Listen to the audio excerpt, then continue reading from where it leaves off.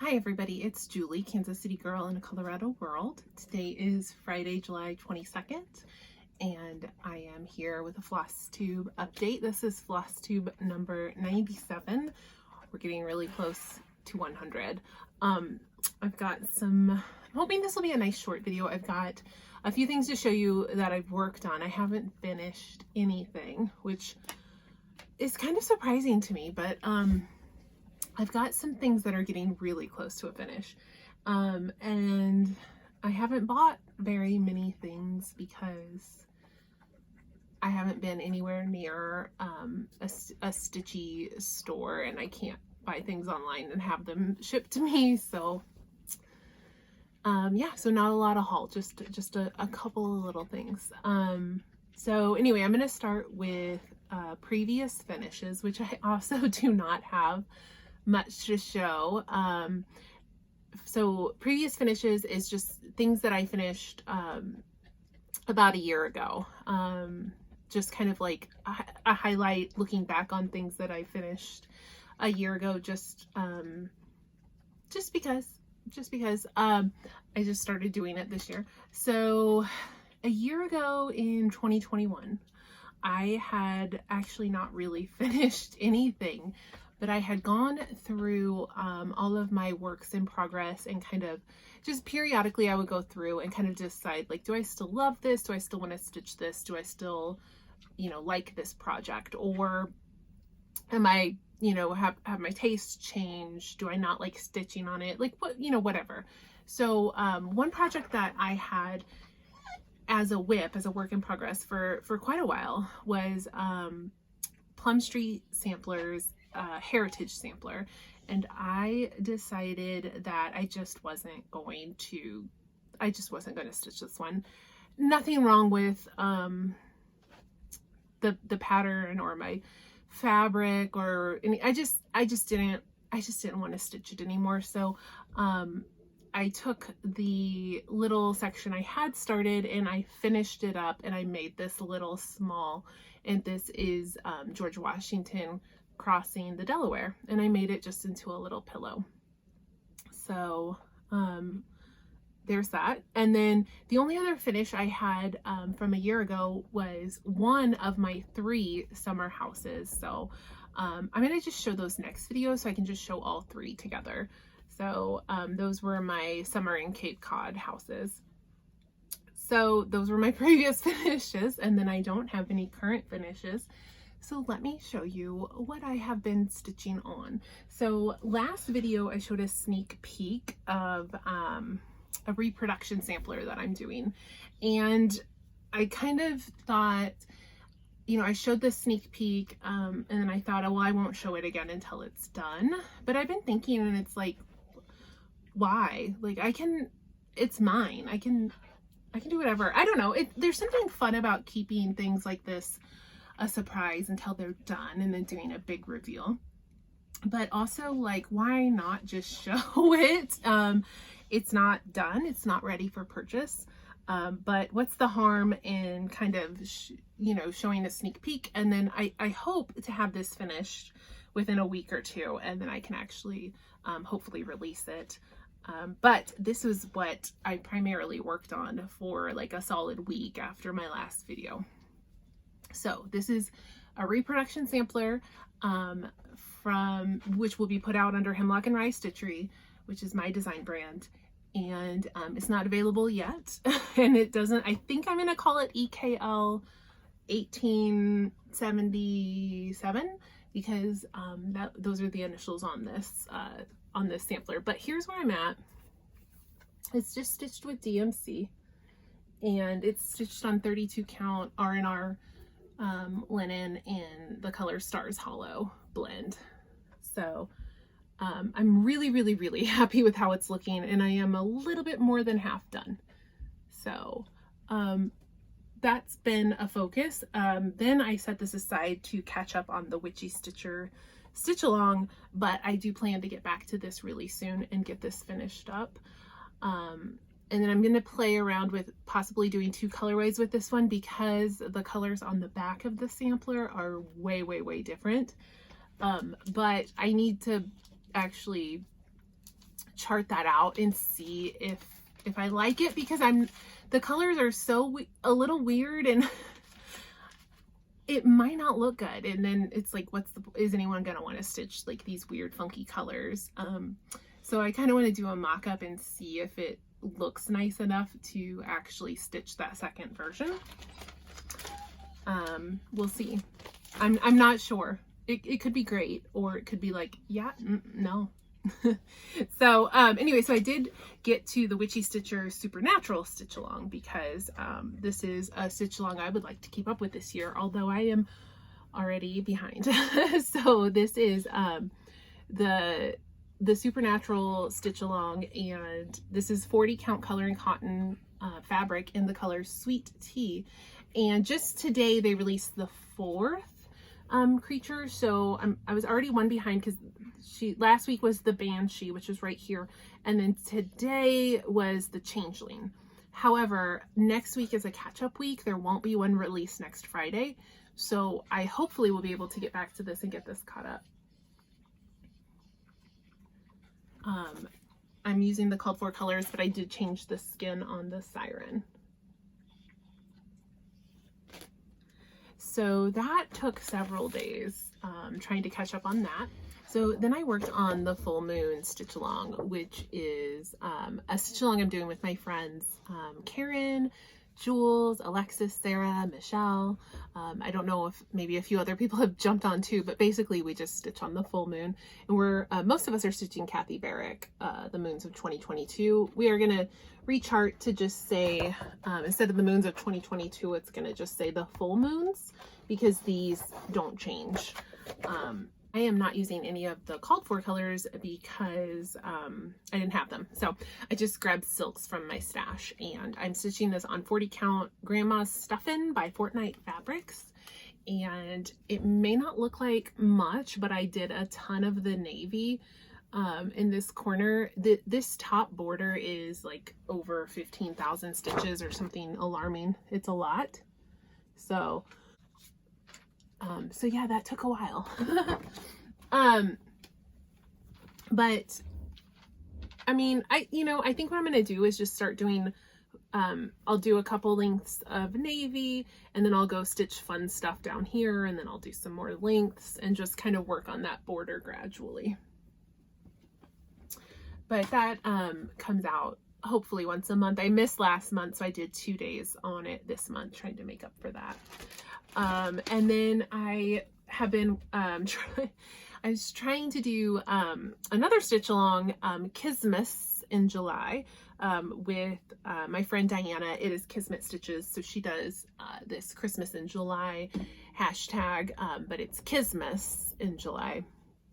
And I've been working, I did get back out and work on another day. I showed this last video too. This is Nikki's Creations Embroidery Christmas.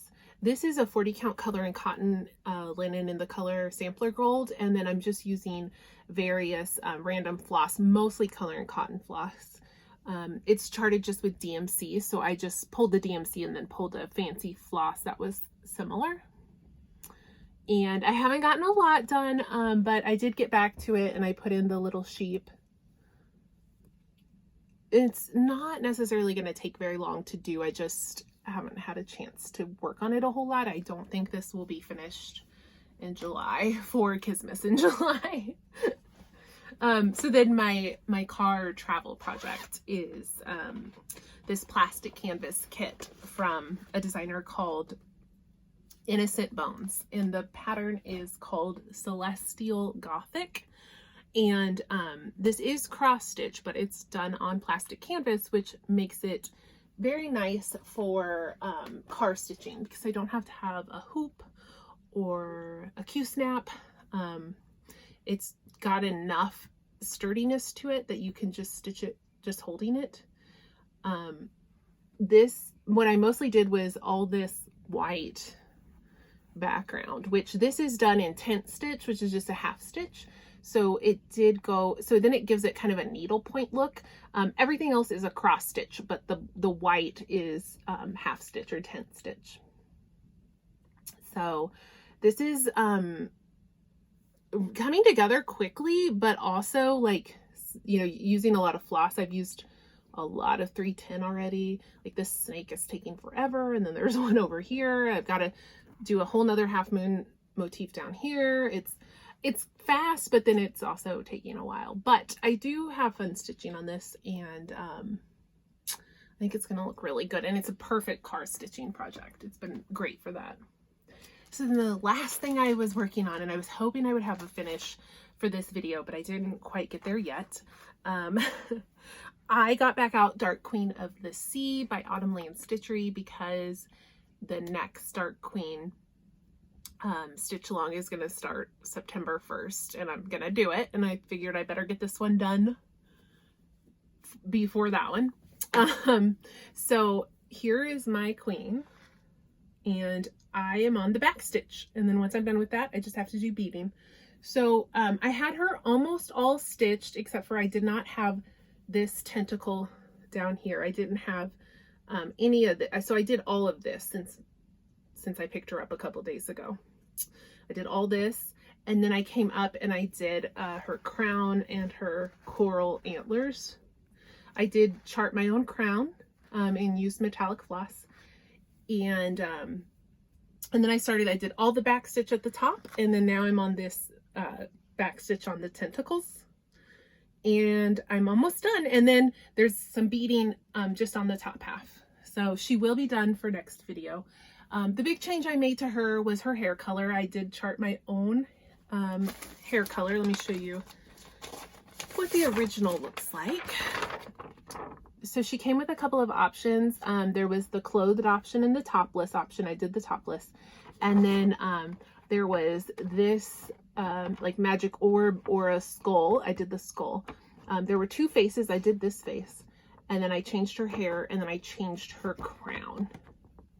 Other than that, I've done like called for DMC.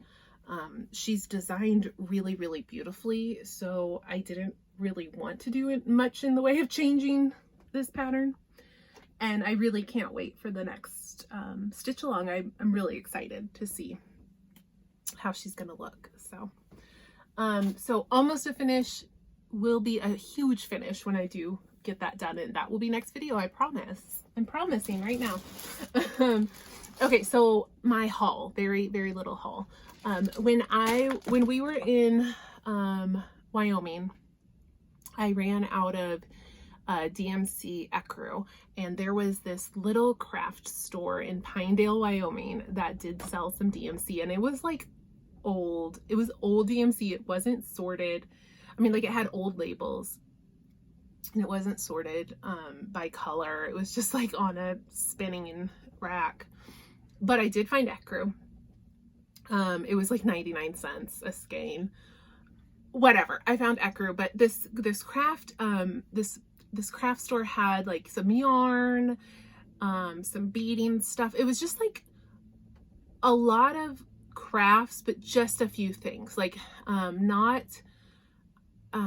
what's the word? Like, how am I describing this? Like, if you were really into that certain craft, like it wasn't much of a selection. But if you needed a skein of DMC, or if you needed like some glue for your model or whatever, like, they had it.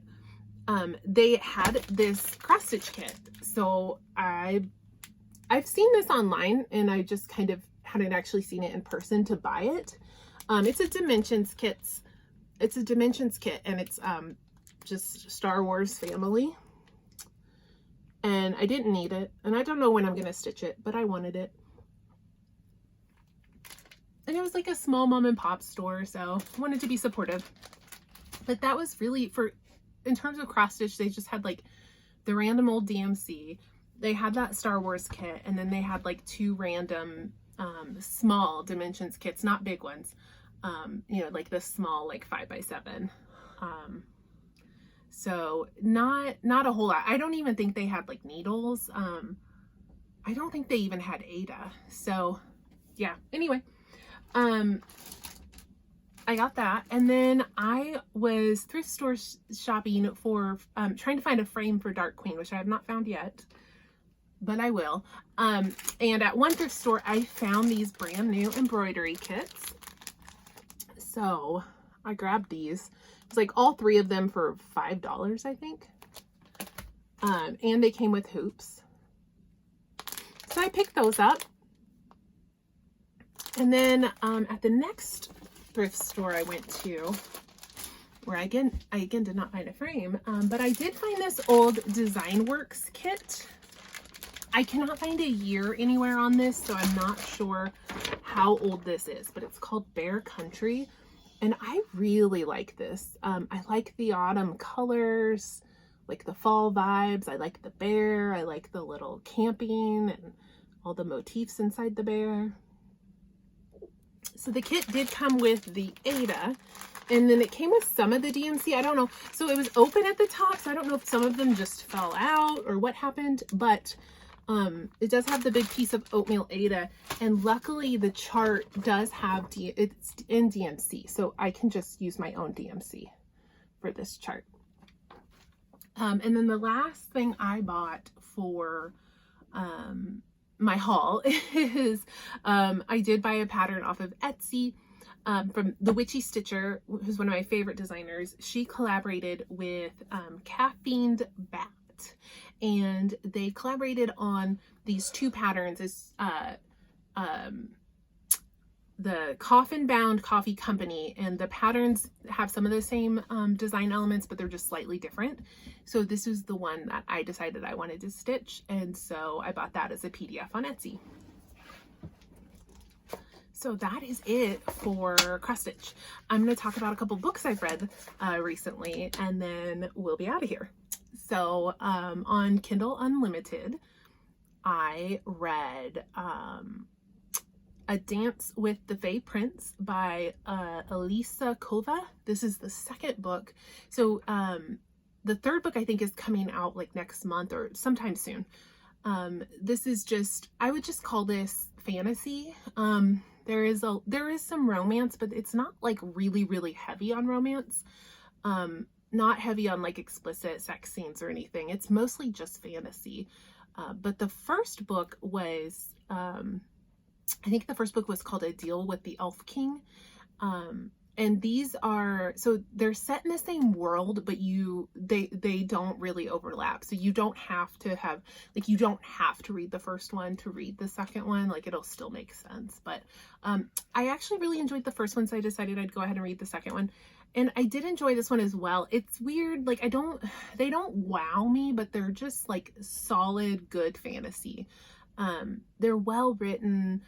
The world building is there where you feel like, you know, you don't feel like elements are missing. The plot can be a little slow, so they take me a while. Both of them took me a while to get through, but it wasn't that I didn't like it or I wasn't enjoying myself, but they just did take me a while to read. I noticed with both of them. But in this one, there's a woman, it almost felt like a Cinderella retelling, at least at the very beginning.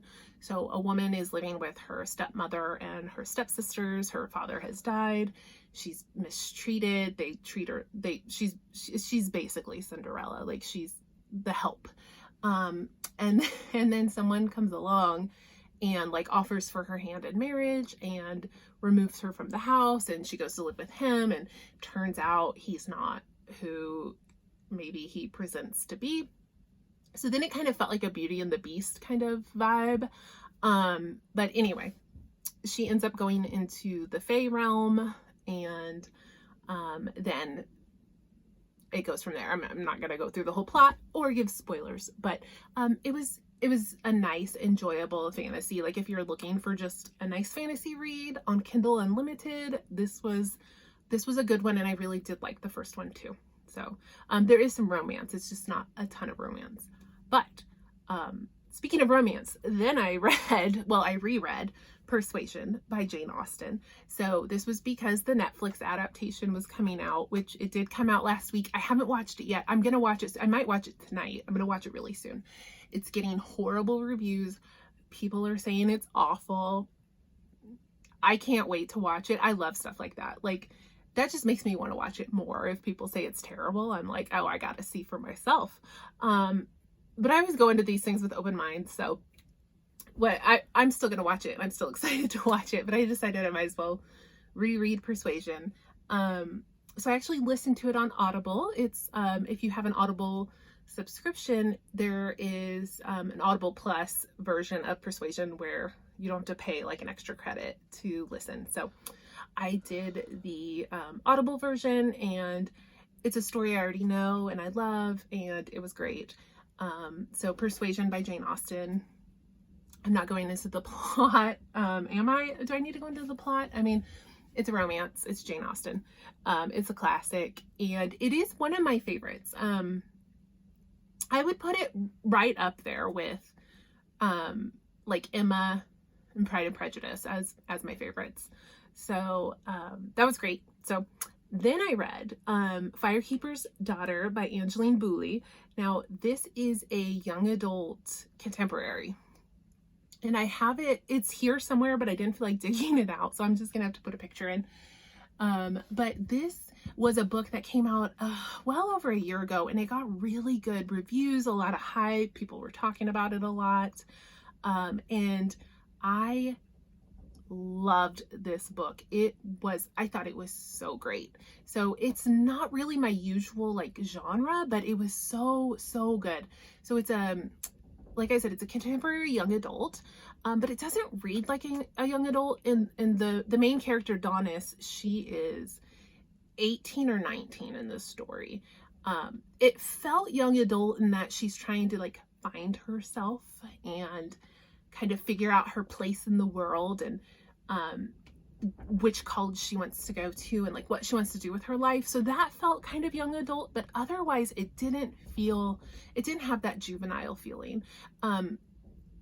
This was a book club pick for the Reese Witherspoon book club as well. So I think it's a story that anyone can enjoy. The writing was just really good. So it's kind of like a little bit of a mystery, not quite a thriller, but a little bit of thriller elements. But basically this, the main character is half Indian, half white. Her mom is like an Italian, comes from a really well-to-do family, and then her dad is from the reservation. They had kind of like a Romeo and Juliet kind of love story. And so she's never quite fit in with like either side. Because, you know, she's not native enough for the people on the res, but like, you know, she's not white either. So she's just trying to find her place. But the story is set in, I think, like 2005, somewhere early 2000s. And there is like a meth epidemic on the reservation, and the FBI has come in to try to find out like who's producing this drug and who's distributing it. So it's like a big drug bust that's going on. She gets roped into it as like an undercover agent, or she's called a confidential informant. So anyway, you learn a lot about like her culture and her tribe. The author is from this specific tribe in Michigan. So like she actually, you know, she does, it's an own voices story. And it was just really good. There was a romantic element too, which I think is what also really contributed to my enjoyment, because I don't really read like just mysteries. Nothing against them, they're just not my cup of tea. But the romantic element, I think, kept the mystery more entertaining for me. So I really loved it. I loved the whole thing. I thought it was just wonderful. So if you haven't checked out Firekeeper's Daughter yet, highly recommend. And it's, like I said, it's young adult, but it doesn't feel young adult. It really doesn't. So then I listened to an audiobook, Rules of Magic by Alice Hoffman. So this is the prequel to Practical Magic, but it came out, you know, probably 15 years after Practical Magic. This features the great aunts, Sally and Jillian's great aunts, Jet and Franny. And so it's their story of them like coming of age, coming into their power. So it's an adult contemporary, and I really enjoyed it. I listened to the audiobook from my library, and I thought it was really well done. The narration is really good. Alice Hoffman's writing is really beautiful to me. It's very like lyrical. I really liked Practical Magic. And this felt like that, even though it was written so much later. It had that kind of whimsy. She has a little bit of a whimsy and a poetry to her writing. So I really loved it. I thought it was really good. And then there's another prequel called Magic Lessons, which is going to go even further back to like Salem witch trial 1600s and talk about another ancestor. So I'll be reading that at some point too. And then the last thing I read was Hook, Line, and Sinker by Tessa Bailey. This is a contemporary romance, and this is a sequel. So the first book is It Happened One Summer, which was super popular last summer. That was, It Happened One Summer was the book that was inspired by Alexis from Schitt's Creek. So it features Piper Bellinger, and she's like kind of modeled after Alexis. And I loved It Happened One Summer. So this is the second in this set. It's just a duology, and this is Piper's sister Hannah, and it's her romance. And I know that people haven't loved this one as much. Like, it's not getting as much praise as It Happened One Summer. They're definitely different books, different type of romance, but I really loved this, and I liked it, I think, just as much. So this was really cute. If you're looking for like a funny, sexy romantic comedy, both of these, It Happened One Summer and Hook, Line, and Sinker, were great. So this one features Hannah. She has a dream of being like a music production assistant, like creating soundtracks for movies. And right now she's a PA on a movie set, and she's trying to like get her foot in the door so she can do music for movies. And the love interest, Fox, is he's like a playboy. He's never been serious with anybody. He's the heartbreaker. And so the story is basically like him thinking he's not good enough.